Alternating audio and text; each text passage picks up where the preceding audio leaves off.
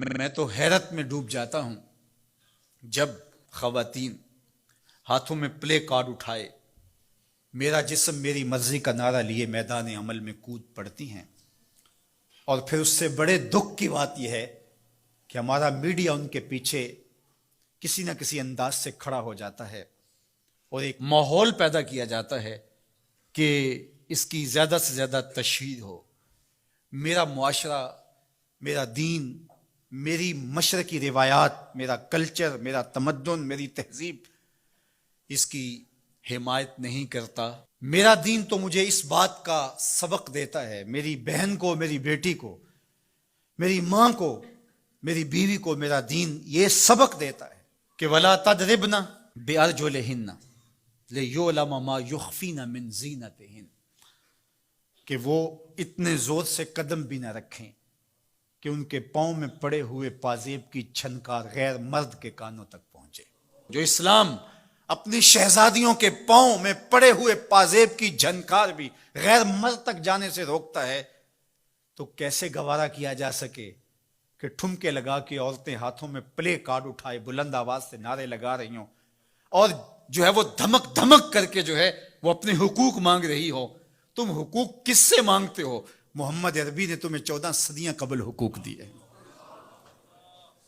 اور اگر تم اسلام کو نہیں مانتی اور اسلام کے ضابطوں سے انحراف کرتی ہو تو آؤ تمہیں میں ایک نقشہ ماضی کا دکھانا چاہتا ہوں کہ تمہارے وجود کو بھی گوارا نہیں کیا جاتا تھا۔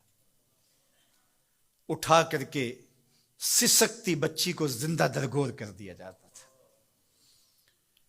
بھائی اس لیے کاٹ دیتا تھا کہ کل کوئی میرا بہنوئی نہ کہلائے۔ عکاس کے میلے میں بیٹوں کے ہاتھوں مائیں فروخت نہیں ہوئی۔ تذلیل کا اور کیا روپ تھا جو عورت نے نہیں دیکھا تھا۔ یہ تو اسلام کا فیض ہے کہ اسلام نے ماں کا روپ دیا، اسلام نے عورت کو بہن کا روپ دیا، عزتوں کی مسند پہ بٹھایا۔ بیٹیاں زندہ درگور ہو رہی تھی، میرے حضور نے کہا میری فاطمہ میرے جگر کا ٹکڑا ہے۔ اس کو بتایا کہ تو تکریم کی جگہ پہ ہے، تو عزت کے مقام پہ ہے، اور حضور علیہ السلام سے سیدہ ملنے آتی، حضور اٹھ کے استقبال کرتے۔ عورت کہتی ہے مجھے حق نہیں دیا گیا جتنے حق تجھے دیے گئے۔ مرد کو وراثت میں ایک حق دیا گیا، عورت کو 2 حق دیے گئے۔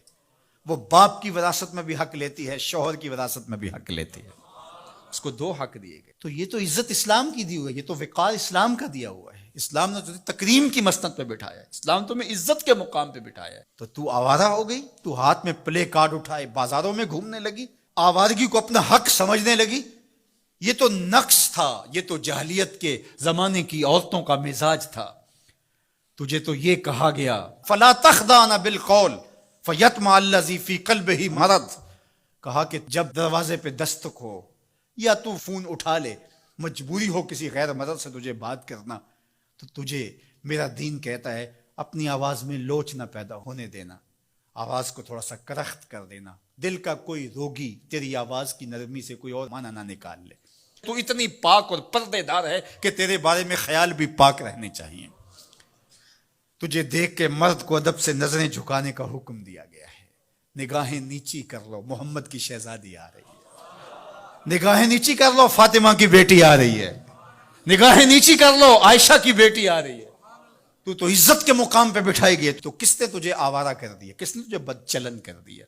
چند ٹگوں پہ، چند ملکوں کے سرمائے پہ، اور چند آوارہ عورتوں کے کہنے پہ جو مغرب کی وظیفہ خور ہیں اور جو نہ نظریہ پاکستان کو مانتی ہیں اور نہ ہی نظریہ اسلام کو مانتی ہیں، ان کے کہنے پہ تو ان کے ساتھ جا کے کھڑی ہو گئی۔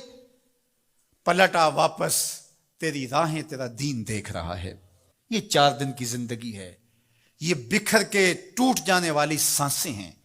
آجا، تیرا دین انتظار کر رہا ہے، تیری نسلیں تیرا انتظار کر رہی ہیں۔ بطول باش و پنہا شو ازیں اثر کہ در آغوش شبیر بگیری۔ اقبال نے کہا بہن بطول بن جا اور زمانے کی نگاہوں سے پوشیدہ ہو جا، پھر تیری آغوش میں بھی حسین کے جانشین پیدا ہوں گے۔ تو مغرب کی ٹینوں نہیں ہے، تو محمد کی بیٹی ہے، اور تیرا پردہ تیرے لیے بوجھ نہیں ہے، تیرے پردے کی ایک سلوٹ تیری آبرو کا پیرا ہے۔ تیرا برقع تیری عظمتوں کا نشان ہے۔ جب تو برقعے میں سمٹ کر، جب تو شرعی پردے کے ساتھ ڈھیلا لباس پہن کے گھر سے کسی کام سے مجبوراً نکلتی ہے تو فرشتے بھی ادب سے سر جھکا لیتے.